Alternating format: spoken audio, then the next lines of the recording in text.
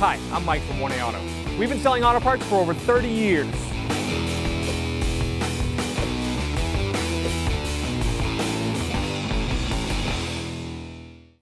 Hey everyone, Sue here from 1A Auto, and today I have a 2013 Toyota Camry in the shop, and I'm going to raise it up on my two-post lift and show you the jack points for when you have a floor jack or if you got a lift.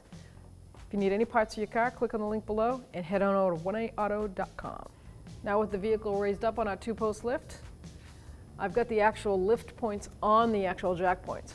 So the body pinch rail is right here, and if you've got the side fender flares, you'll see the cutouts that they adapt for the actual lift or jack.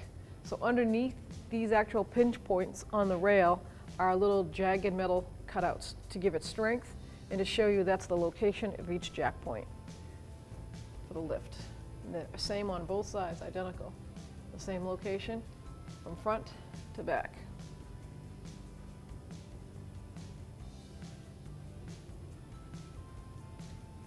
If I was to lift this up on a jack and use jack stands, I would actually put the jack stand here on the body frame rail, right here and here in the front. You could also use the subframe mounting bolts. Do not use control arms. And you could use the midway drift right here of the subframe. And in the rear, if I was to jack this up, I would try to put a jack in the center if I could, to balance it out, and then maybe one, this is a difficult area, so if you were to jack it up actually, you could jack it in the center and put two jack stands on the pinch rail point. You want everything balanced out.